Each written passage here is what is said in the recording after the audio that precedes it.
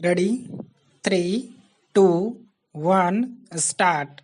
The majority ruling by the United States Supreme Court that the president has either absolute or presumptive immunity from criminal prosecution raises disconcerting questions about the supremacy of the rule of law in the country.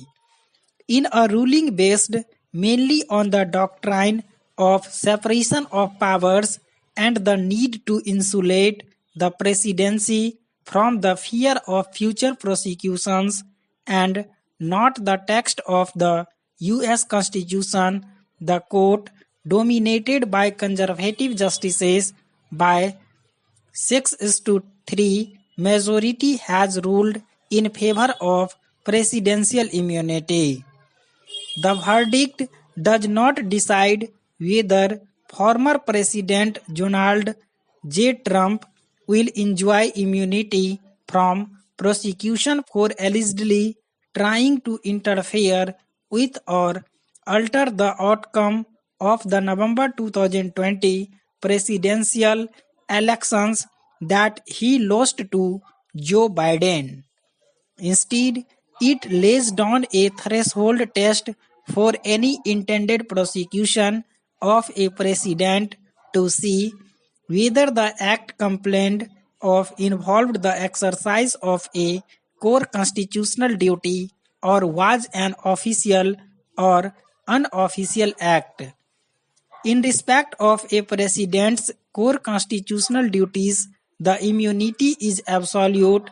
For other official acts, he enjoys presumptive immunity. That is, he is presumed to be immune unless rebutted by facts, and for unofficial or private acts, there is no immunity at all. For official acts, any prosecution is permissible only if it does not intrude into the power and authority of the executive. The majority has remanded issues that arise in the prosecution of Mr. Trump for his attempts to influence the electoral outcome, culminating in the January 6, 2021 attack on the Capitol, to the trial court for analysis based on this ruling.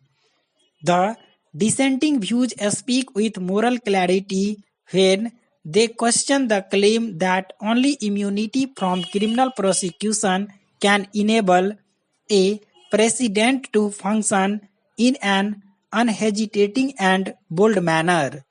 While it is valid to argue that the president should be free from intrusive probes and fear of trivial prosecution, it is inconceivable that such a powerful office should come with little accountability and the freedom to violate criminal law.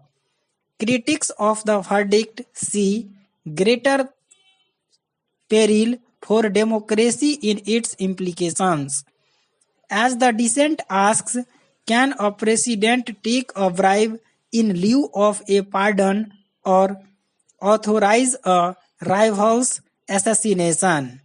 The majority wants to protect the presidency from any intrusion in the name of criminal prosecution, but what it fails to see is that Mr. Trump's action may have been destructive of his successor's presidency.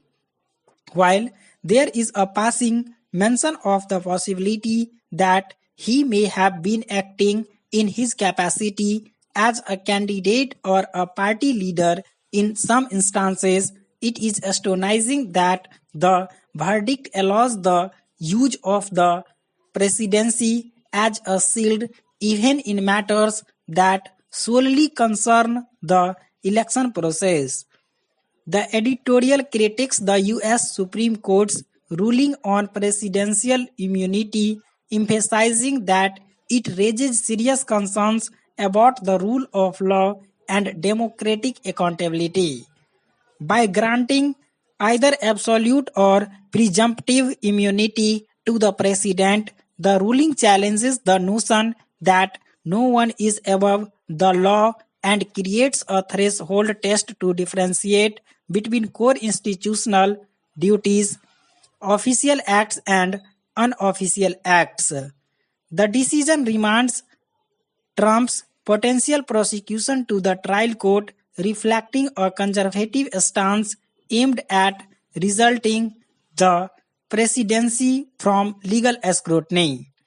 Dissenting justices argue that this immunity could enable misconduct and undermine democracy by allowing presidents to act without fear of legal consequences, thereby potentially encouraging corruption and illegal activities. Critics warn that the ruling prioritized executive protection over accountability, risking the misuse of presidential power and jeopardizing democratic principles. Stop.